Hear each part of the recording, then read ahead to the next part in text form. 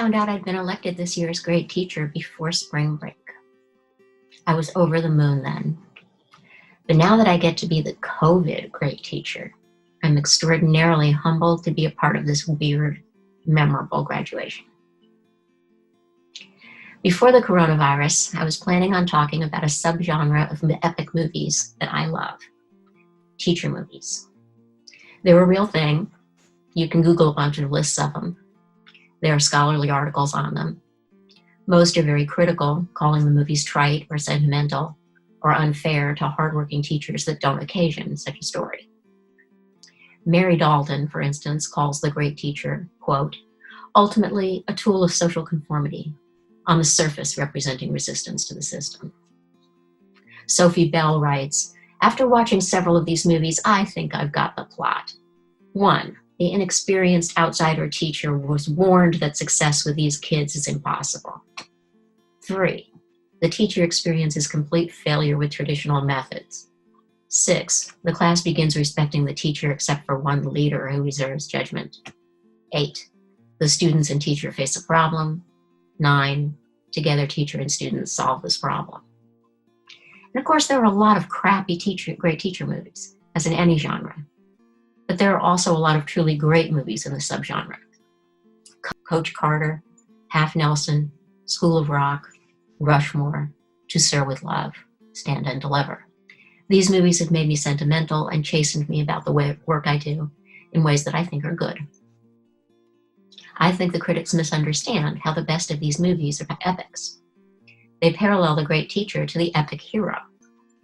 But the great Achilles in Homer's Iliad, who wins the Trojan War for the Greeks, or Odysseus, these characters don't parallel the great teacher. For one thing, the epic battles they win are one-offs that turn the war around. The great teacher has to do the whole spiel over and over again. For another thing, there's always an opponent, like the great Trojan warrior Hector, who the hero defeats. But the material over which the great teacher's students are victorious doesn't lose anything by being understood. Lastly, the epic hero is usually a loner. He leads the troops, but he doesn't depend on them for his identity, like a teacher does on her students. The great teacher in these movies is like a different character in the Iliad, not Achilles, but Nestor. Nestor is the old soldier who travels along with the troops telling war stories from back in the day and giving advice. He's also a little bit of a laughingstock. He's great at rallying the troops. His advice is usually good, but not always. The greatest great teacher movies pose the teacher as the Nestor in the student's epic battle. She's a flawed person with valuable knowledge and advice, a little too eager to pass it on. But her excitement about the material rouses the reluctant heroes to their victorious destiny. That's what I want to be.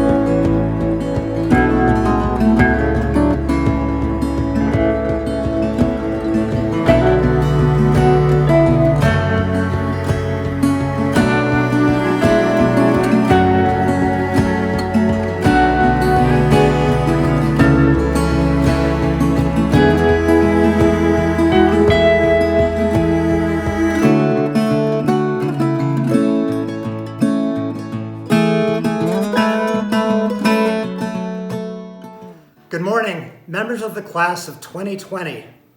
I hope the sun is shining on you and your families. Wherever you are, across the country or around the world, you deserve a bright day and a great celebration. I wish with all my heart that we could be at Ravinia so I could watch you march across the stage today and receive your diplomas. Because that's not possible, though, I'm somehow going to have to find the patience to wait until October. Who knows? That 5-month delay until homecoming could make your graduation ceremony on October 9th even more sweet. We will surely never forget it, or this entire year. When someone my age is asked to speak to people your age, the basic idea is usually that the older person has some experience to relate and some insights to draw from it. That idea doesn't work very well today, though. You have as much experience in this crisis this spring as your teachers, your parents, and your grandparents. No one has been through this before. The pandemic that is sweeping across the country and keeping us apart is totally new. No one is a step ahead of you this time. So you have a special opportunity as a result.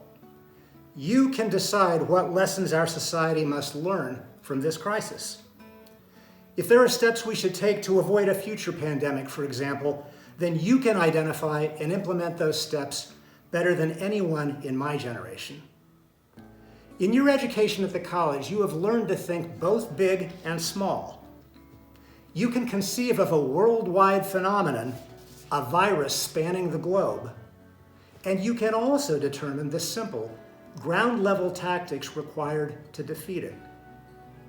Having watched you grow, expand, and achieve so much over the past 4 years, I have total confidence in your abilities, and I'm so eager to see you put them to the test. True, the world feels challenging right now.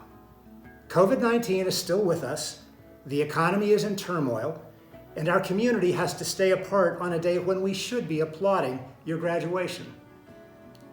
But there have always been challenges. At your matriculation ceremony back at the beginning, which feels like yesterday to me, I spoke about 3 Lake Forest College alumni who also graduated in times of trouble and who spoke at recent commencements. When Richard Armstrong graduated in 1971, America was stuck in the Vietnam War and his future seemed far from secure. Today, he runs the acclaimed Guggenheim Museum in New York City. When Diana Nyad graduated in 1973, the Watergate controversy was exploding, and she felt like our society was ripping apart. In time, however, that controversy produced major reforms, our nation healed, and Diana developed an award-winning career as a journalist and long-distance swimmer. Finally, right before Kelly Leonard graduated in 1988, the stock market experienced its biggest one-day drop in history, and a deep recession followed. Kelly began work as a dishwasher at Second City, and some years later, he grew to be its artistic director. Richard, Diana, and Kelly, and thousands of other new college graduates rose to meet the challenges of their days, flourished in their careers, and have made the world a better place. I know you will do the same. I'm deeply proud of all of you, and I can't wait to see you next October. Thanks and have a great day.